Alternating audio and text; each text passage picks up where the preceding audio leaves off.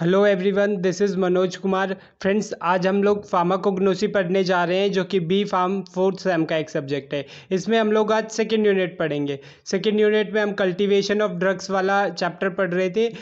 इसी यूनिट का आज हम एक टॉपिक पढ़ने जा रहे हैं जो कि है collection and storage of drugs.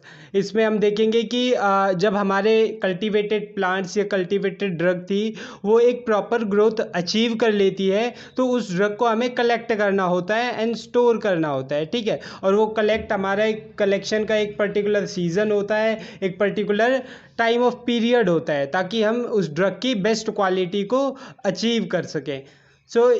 इसमें कुछ फैक्टर्स होते हैं हमारे जो कि कलेक्शन के जो ड्रग का कलेक्शन प्रोसेस है उसको अफेक्ट करते हैं। इसमें आते हैं हमारे environmental factors and human related factors. Environmental factors में देखते हैं हम कि कलेक्शन सीजन, कलेक्शन टाइम या फिर age of the plant. Means कि कलेक्शन, हम ड्रग का कलेक्शन कौन से सीज़न में कर रहे हैं, ड्रग कलेक्शन का टाइम क्या है, या किस एज के प्लांट्स को हम कलेक्ट कर रहे हैं। ह्यूमन रिलेटेड फैक्टर्स में हम बात करते हैं स्किल्ड पर्सन की, मतलब जो हम लेबर यूज़ कर रहे हैं वो स्किल्ड वर्कर्स हैं या अनस्किल्ड वर्कर्स हैं। इसके अलावा कौन सा मेथड हम कलेक्शन के लिए यूज़ कर रहे हैं।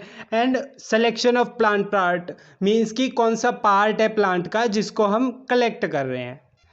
इसके बाद हम बात करते हैं मेथड ऑफ कलेक्शन की, कलेक्शन के कौन कौन से मेथड हैं। तो इसमें सबसे पहले आता है हमारा हार्वेस्टिंग। आपको कलेक्शन और हार्वेस्टिंग में कंफ्यूज नहीं होना। कलेक्शन जो है वो हार्वेस्टिंग का एक मेथड है, या फिर हम ये कहें कि हार्वेस्टिंग कलेक्शन का ही एक मेथड है। दोनों चीज़ों में आपको क्लियरिटी बना के रखनी है, कंफ्यूज नहीं होना। हार्वेस्टिंग क्या होता है? प्रोसेस होता है जिसमें हम प्लांट के यूज़फुल पार्ट्स की गैदरिंग करते हैं या प्लांट के अलग अलग पार्ट्स को इकट्ठा करते हैं। एक वॉलेंट्री प्रोसेस होता है जो कि मींस मैन के द्वारा कैरी आउट किया जाता है। और कब कैरी किया जाता है इस प्रोसेस को? जब हमारा जो प्लांट है वो फुली न्यूट्रिएंट से डेवलप हो गया हो प्रॉपरली। अगर हम देखें कि हार्वेस्टिंग के हमारे ऑब्जेक्टिव्स क्या क्या है, मींस उद्देश्य क्या है, हम क्यों हार्वेस्टिंग करते हैं, तो सबसे पहले हमें फार्माकोपियल स्टैंडर्ड्स को अचीव करना होता है।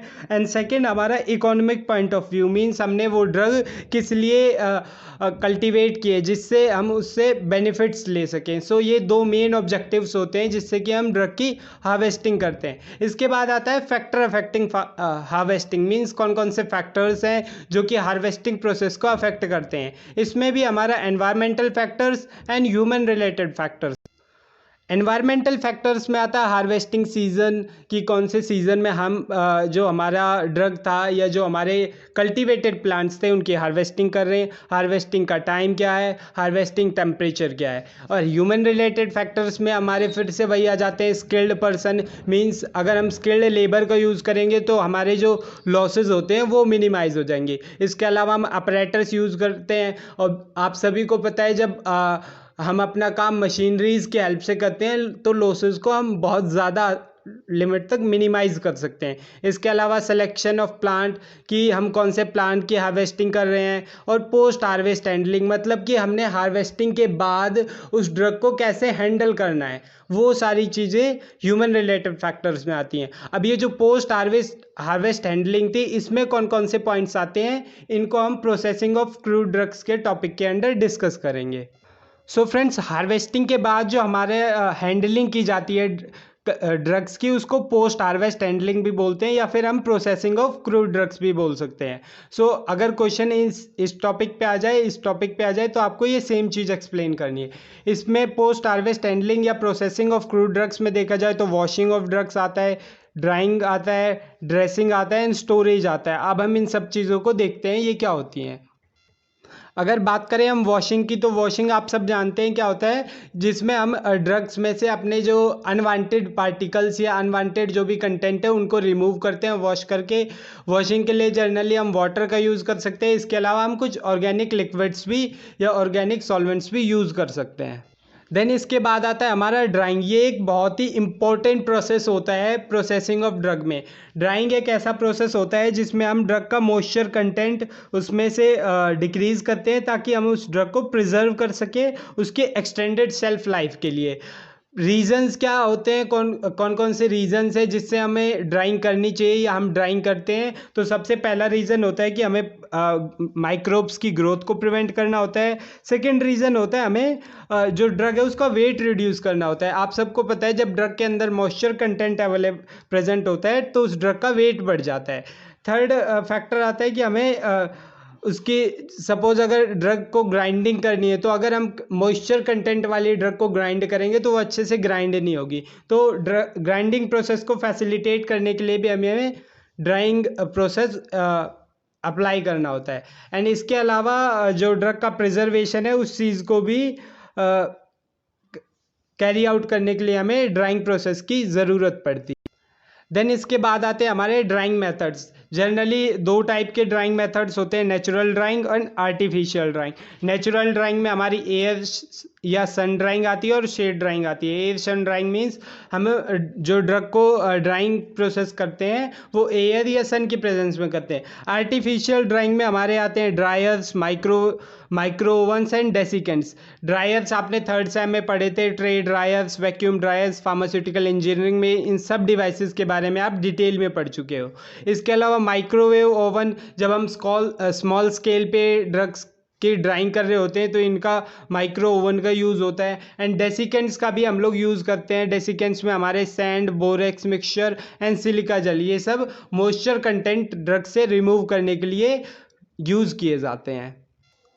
इसके बाद आता है ड्रेसिंग। ड्रेसिंग फ्रेंड्स एक ऐसा प्रोसेस होता है जिसमें हम अपने जो फार्मास्यूटिकल ड्रग थी या फार्मास्यूटिकल जो भी प्रोडक्ट था उसकी क्वालिटी अप्रूव करते हैं। मींस अगर एग्जांपल मैं आपको दूं तो आपने जो मार्केट में दाल देखी होंगी, उन दाल में शाइन होता है, मतलब वो दाल चमकती हैं। सो ड्रेसिंग वही एक प्रोसेस होता है कि हम उसकी क्वालिटी इम्प्रूव कर रहे हैं ताकि हम उसकी मार्केटेड वैल्यू बढ़ा सकें या कंज्यूमर्स को उस प्रोडक्ट की तरफ अट्रैक्ट कर सकें।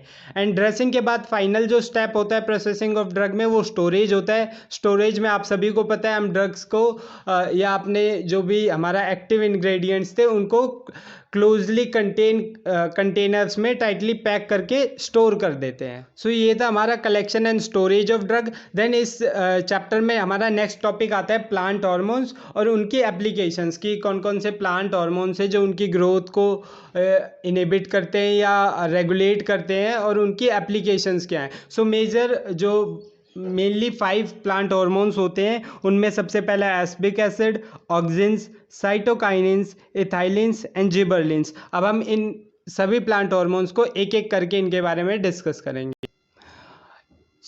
इसमें सबसे पहला आता है हमारा एप्सिक एसिड। एप्सिक एसिड का फॉर्मूला होता है C15H20O4। ये इसका स्ट्रक्चर मैंने यहाँ पे ड्रॉ किया, आप इसको देख लेना। इसके अगर हम फंक्शंस देखें तो ये सबसे पहला इसका जो मेन फंक्शन होता है ये डिफेंस में हेल्प करता है प्लांट्स की। किसके अगेंस्ट? बैक्टीरिया और फंगाई के अगेंस्ट, ताकि वो जो बैक्टीरिया और फंजाई हैं हमारे वो प्लांट को हार्म ना पहुँचा सके। इसके अलावा ये स्टोमेटा के क्लोजर को स्टिमुलेट करता है, शूट की ग्रोथ को इनहिबिट करता है। एंड स्टोरेज ऑफ प्रोटीन जो होता है सीड्स में, वो भी उसके लिए भी एप्सिक एसिड रिस्पॉन्सिबल होता है। इसके अलावा ये सीड्स में डोरमेंसी कॉज करता है। अगर हम एप्सिक एसिड की लोकेशन देखें तो ये जनरली हमारा roots of the plant as well as जो बर्ड्स टर्मिनल बर्ड होते हैं प्लांट के, टॉप प्लांट्स के, उनमें प्रेजेंट होता है। देन इसके बाद हमारा आता है ऑक्सिन। ऑक्सिन का ये मैंने यहाँ पे स्ट्रक्चर ड्रॉ किया हुआ है, इसको आप देख लेना। अगर हम इसके फंक्शंस की बात करें तो ये हमारा प्रमोट करता है growth and development of the plants. इसके अलावा ये हमारा सेल एक्सपेंशन कॉज करता है, रूट इनिशिएशन और बर्ड ग्रोथ में भी हेल्प करता है। और ये जो नेक्स्ट एक और प्लांट हार्मोन होता है साइटोकाइनिन्स, उसके साथ कंजुगेशन में, मतलब उसके साथ मिलकर वर्क करता है। इसके अलावा ये स्टिमुलेट करता है जो क्लोरोप्लास्ट की फॉर्मेशन होती है लीव्स में, उसको भी ऑक्सिन स्टिमुलेट करता है। अगर हम ऑक्सिन की लोकेशन के बारे में बात करें तो ये जनरली कहाँ पर लोकेटेड होता है? Tip of the root and shoot, मतलब रूट्स और शूट की जो बिल्कुल टिप वाला पार्ट होता है वहाँ पर हमारा ऑक्सिन जो प्लांट हार्मोन है वो प्रेजेंट होता है। देन नेक्स्ट आता है हमारा साइटोकाइनिन्स। साइटोकाइनिन्स के अगर हम फंक्शन देखें तो ये इन्फ्लुएंस करता है सेल डिवीज़न को। इसके अलावा शूट फॉर्मेशन को भी इन्फ्लुएंस करता है। ये हेल्प करता है डिले इन एजिंग, मीन्स कि जो सेल डिवीज़न है उस प्रोसेस को रोक करके और एजिंग प्रोसेस को डिले करता है। मतलब जल्दी से जो एजिंग प्रोसेस चल रहा था, मतलब टिश्यू डिवाइड होके एज्ड हो रहे थे, उस प्रोसेस को ये डिले करता है। इसके अलावा ये रेगुलेट करता है ऑक्सिन्स का transportation through out the plant. ये जो ऑक्सिन हमारा पहले वाला प्लांट हार्मोन था, इसका ट्रांसपोर्टेशन साइटोकाइनिन्स रेगुलेट करता है। इसके अलावा ये इथाइलिन के साथ कंजुगेशन में भी वर्क कर सकता है। जनरली 2 टाइप के साइटोकाइनिन्स होते हैं, एडेनिन टाइप एंड फिनाइलयूरिया टाइप। अगर लोकेशंस की बात की जाए तो ये हमारा रूट टिप, शूट अपेक्स और इमेच्योर सीड्स में साइटोकाइनिन्स हमारा प्रेजेंट होता है। इसके बारे में इसके बाद नेक्स्ट आता है हमारा इथाइलिन। इथाइलिन का स्ट्रक्चर और फॉर्मूला तो आप सबको बताने की ज़रूरत ही नहीं है, आप लोग बचपन से पढ़ते आए हो। इसके बाद होता है, इसके बाद इसमें आते हैं इथाइलिन के फंक्शंस। तो इथाइलिन एक इनहिबिटरी हार्मोन होता है जो कि इनहिबिट करता है प्लांट ग्रोथ को। इसके और इनहिबिट कैसे करता है, ये रेस्ट्रिक्ट कर देता है सेल एलोंगेशन के प्रोसेस को। इसके अलावा ये प्लांट्स के फ्रूट्स में राइपनिंग प्रोसेस भी इंड्यूस कराता है, सेल एलोंगेशन को प्रिवेंट करता है, जिससे क्या होता है, हमारा स्टेम जो होता है वो स्वेल हो जाता है। इसके अलावा ये इनहिबिट करता है सेंसेशन प्रोसेस को प्लांट्स में। एंड लोकेशंस की बात की जाए तो ये leaves, stems, roots, seeds and fruits of the plants में प्रेजेंट होता है। देन लास्ट वन आता है हमारा जिबेरेलिन। अगर जिबेरेलिन के हम लोग फंक्शंस या एप्लीकेशंस देखते हैं तो ये सीड जर्मिनेशन में हेल्प करता है, एंजाइम प्रोडक्शन को भी प्लांट्स में अफेक्ट करता है। और एंजाइम कौन सी एंजाइम के प्रोडक्शन को अफेक्ट करता है, जो एंजाइम लीव्स के लिए फूड प्रिपेयर करने में यूज़ होती हैं, उन एंजाइम के प्रोडक्शन को जिबेरेलिन हमारा अफेक्ट करता है। इसके अलावा सेल एलोंगेशन को फैसिलिटेट करता है और रूट एलोंगेशन और फ्लावरिंग जो प्रोसेस होते हैं उनको भी जो हमारा जिबेरेलिन होता है वो प्रिवेंट करता है। अगर प्रेजेंट टाइम में देखा जाए तो टोटल 136 टाइप के जिबेरेलिन्स आइडेंटिफाई किए जा चुके हैं प्लांट, फंगाई और बैक्टीरिया में से। फ्रेंड्स, ये जो हमारे 5 प्लांट हार्मोन्स थे, इनके ये तो बेसिक मतलब मेजर रोल प्ले करते थे। इनके अलावा भी हमारे कुछ प्लांट हार्मोन होते हैं जैसे ब्रेसिनोस्टेरॉइड्स, जेस्मोनेट्स, कार्किन्स। और इनका फंक्शन क्या होता है, ये लोग xylem differentiation, production of defence protein और जर्मिनेशन ऑफ सीड जैसे कुछ मेन फंक्शंस परफॉर्म करते हैं। सो फ्रेंड्स, आज के टॉपिक को हम लोग यहीं ख़त्म करते हैं। नेक्स्ट वीडियो लेक्चर में I will try to cover the second unit completely. Thank you guys.